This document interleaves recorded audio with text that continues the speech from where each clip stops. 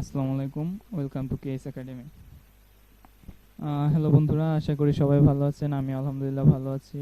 আজ আপনাদের সামনে হচ্ছে গিয়ে আমি ছোট্ট একটা ভিডিও নিয়ে আসছি। এটা হচ্ছে গিয়া যারা বেসিক কম্পিউটার শিখতে চাচ্ছেন তাদের জন্য। মনে করেন যে আমরা হচ্ছে গিয়ে আস্তে আস্তে এগোবো, মানে বেসিক থেকে অ্যাডভান্সের দিকে এগোবো। তো প্রথমত আমরা হচ্ছে গিয়ে বেসিক দিয়ে শুরু করব। তো যারা একটু প্রো ভাইয়ারা আছেন তারা চাইলে ভিডিওটি স্কিপও করতে পারেন আর দেখতেও পারেন।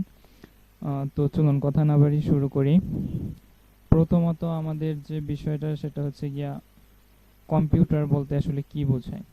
কম্পিউটার আসলে হচ্ছে গিয়ে একটা ইলেকট্রনিক মেশিন, যেটা হচ্ছে গিয়ে বিভিন্ন ধরনের সমস্যা মানুষের থেকে তাড়াতাড়ি এবং নির্ভুলতার সহিত সমাধান করতে পারে। আর হচ্ছে গিয়া এটা অনেক ধরনের ডাটা স্টোর করতে পারে, ডাটা নিয়ে কাজ করতে পারে।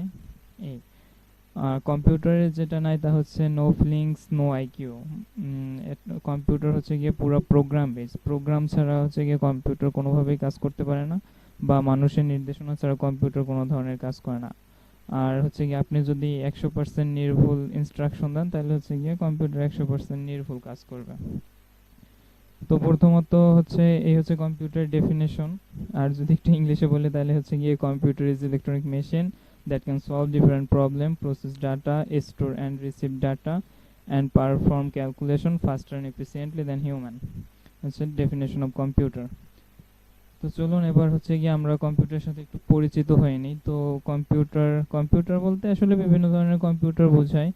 তার ভিতরে আমরা যেটার সাথে খুব বেশি পরিচিত তা হচ্ছে গিয়ে ডেস্কটপ। আমিও আমার ডেস্কটপই বসে আছি। ডেস্কটপটা দেখতে অনেকটা এই রকমের হয়ে থাকে। একটা মনিটর থাকবে ডেস্কটপে, একটা সিপিইউ থাকবে, সেন্ট্রাল প্রসেসিং ইউনিট, একটা কিবোর্ড আর হচ্ছে গিয়ে একটা মাউস। এই সবগুলার সমন্বয় হচ্ছে গিয়ে একটা কম্পিউটার বা হচ্ছে একটা ডেস্কটপ।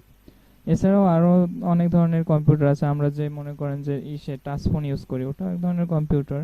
বা ল্যাপটপ, ল্যাপটপ কম্পিউটার। আমরা আসলে ফোনটাকে সবাই ফোনই বলি, কিন্তু আসলে এটা হচ্ছে গিয়ে একটা কম্পিউটার। এরপরে আমরা হচ্ছে গিয়ে আর একটু অ্যাডভান্সের দিকে যদি যাই তাহলে আমরা এবার একটু মাউস শিখে। মাউস হচ্ছে গিয়ে মাউস। তো মাউস ধরার নিয়মটা হচ্ছে গিয়ে এভাবে, আপনার হচ্ছে গিয়ে যে বৃদ্ধা আঙ্গুল আছে, বৃদ্ধা আঙ্গুলটা হচ্ছে গিয়ে যে পাশে থাকবে, বৃদ্ধা আঙ্গুলটা এই পাশ দিয়ে ধরা থাকবে। আর এটা হচ্ছে গিয়া লেফট বাটন, এটা হচ্ছে রাইট বাটনের উপরে থাকবে। আর বাকি দুই আঙ্গুল দিয়ে সাইডটা ধরা থাকবে, বাকি দুই আঙ্গুল দিয়ে এখানে এভাবে সাইডটা ধরা থাকবে, আর এইটা দিয়ে এইদিকে ধরা থাকবে।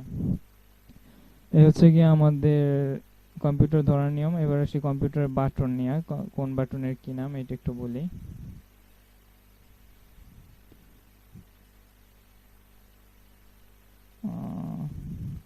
এই হচ্ছে আমাদের একটা মাউস। তাহলে এটা হচ্ছে গিয়ে কম্পিউটারের রাইট বাটন, এটা হচ্ছে রাইট বাটন, এটা হচ্ছে লেফট বাটন, সরি, এটা হচ্ছে লেফট বাটন। আর এইখানে একটা বাটন আছে, এটা হচ্ছে কি আমাদের স্ক্রল বাটন।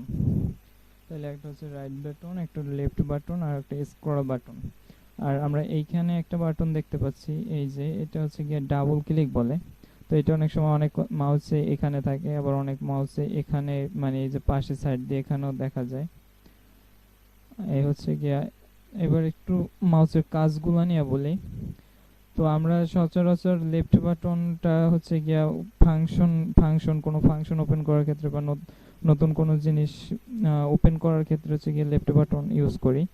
আর রাইট বাটন সচরাচর হচ্ছে গিয়ে আমরা ডাবল ক্লিকের কাজ ইউজ করি। মনে করেন আমি একটা ফাইলের ভিতরে ঢুকবো, তো তখন হচ্ছে গিয়ে আমার ফাইলটা ওপেন করার সময় ডাবল ক্লিক করলে হচ্ছে গিয়ে সহজে ওপেন হয়ে যাবে। তো আমরা একটু ডেস্কটপে গিয়ে দেখে আসি। তো মনে করেন এটা হচ্ছে কি আমার এই রাইটে ক্লিক করলাম, আচ্ছা সরি, এই যে এই রাইটে ক্লিক করলাম। তারপর এখানে আমার অনেকগুলো অপশন আছে। আমি যদি এই জায়গায় অনেক সময় মাইক্রোসফট অফিস, মাইক্রোসফট ডকুমেন্ট, এগুলোর যদি আমি নতুন কোনো ফোল্ডার বা নতুন কোনো, মানে নতুন একটা মাইক্রোসফটে একটা নতুন কাজ করব মাইক্রোসফট অফিসে, তখন এই জায়গায় দিয়ে এই জায়গায় মাইক্রোসফট অফিস থাকবে। যেমন এই জায়গায় নিউতে গেলে আমরা হচ্ছে গিয়ে যে পাচ্ছি মনে করেন ফোল্ডার, শর্টকাট, অনেক কিছু আছে। এগুলো হচ্ছে কি আমার এই যে লেফট বাটনের কাজ। তারপর আমি ফোল্ডারের উপরে ক্লিক করলে যে এটা নতুন ফোল্ডার ক্রিয়েট হয়ে গেল। তাহলে আমরা নতুন ফোল্ডার ক্রিয়েট করাও শিখে ফেললাম। যাই হোক, এই হচ্ছে আমাদের কাজ। এরপরে কম্পিউটারের স্ক্রল বাটনটা হচ্ছে কি আমরা সাধারণত মনে করেন যে কোথাও গেলে কোথাও ঢুকলে মনে করেন আমরা উপরে নিচে করার জন্য মনে করেন আমরা একটু ব্রাউজিং করতে যাই, চলুন একটু ব্রাউজিং করে আসি। তো এই যে আমরা ইউটিউবে যাই, চলুন এই যে আমরা উপরে নিচে যাচ্ছি, এটা হচ্ছে কি আমাদের স্ক্রল বাটনের কাজ। স্ক্রল করে আমরা যে কোনো দিকে যাইতে পারবো। তারপরে এখানে আসেন আবার রাইট বাটনের কাজটা একটু বলি।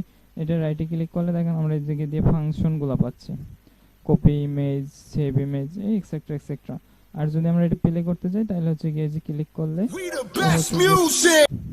প্লে হয়ে যাচ্ছে। ঠিক আছে, এই হচ্ছে গিয়ে আমাদের এইসব বাটনের কাজ আছে, এগুলো আমরা আস্তে আস্তে শিখবো।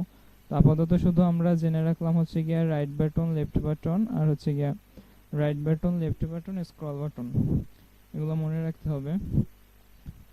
এরপরে আসি কম্পিউটার নিয়ে, আমরা একটু সিপিইউটা দেখবো, মানে কম্পিউটারে আমরা প্রাথমিক অবস্থায় পাওয়ারটা কিভাবে অন করব। তো প্রাথমিক অবস্থায় আমরা যখন পাওয়ার অন করতে যাব, তো ডেস্কটপের ক্ষেত্রে আমাদের হচ্ছে গিয়ে একটা সিপিইউ থাকবে। সিপিইউ দেখতে অনেকটা এরকমের হয়।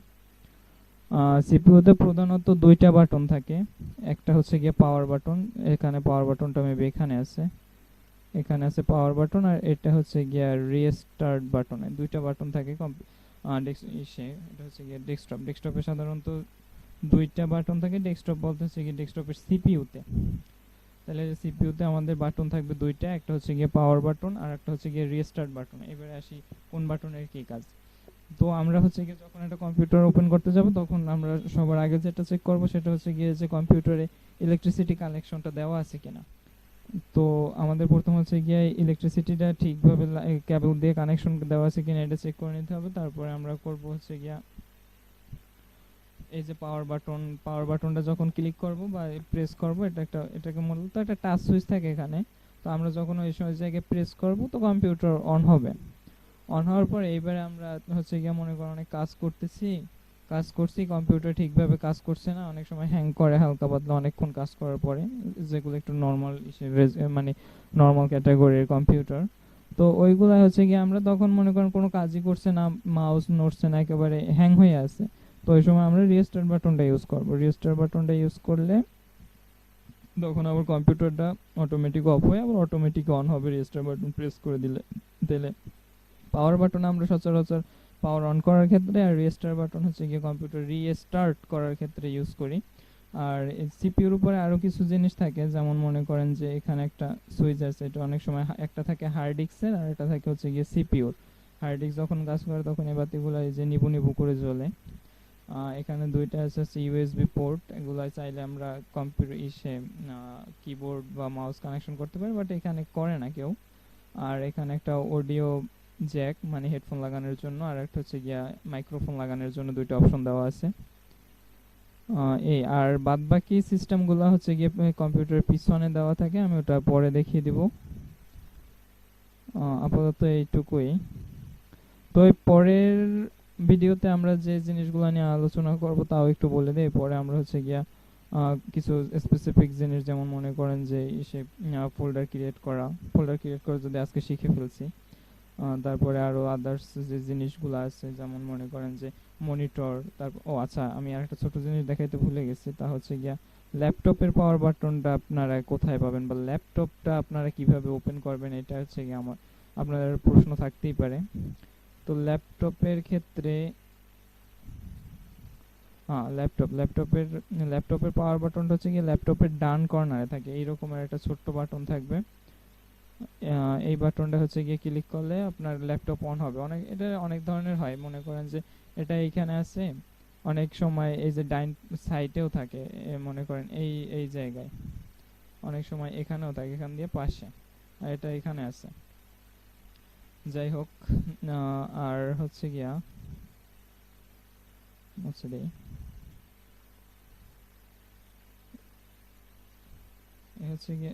তারপরে ল্যাপটপের পাওয়ারটা অন করার সময় আর একটা বিষয় আমাদের খেয়াল রাখতে হবে, ল্যাপটপের বাটনটা অনেক ল্যাপটপ আছে যেগুলো প্রেস করে ছেড়ে দিলে হচ্ছে কি অন হয়ে যাবে, কিছু আছে একটু সময় ওয়েট করা লাগে, মনে করেন প্রেস করে 2-4 সেকেন্ড ধরার পরে তারপরে পাওয়ারটা দেখা যাবে, তারপরে ছাড়তে হবে।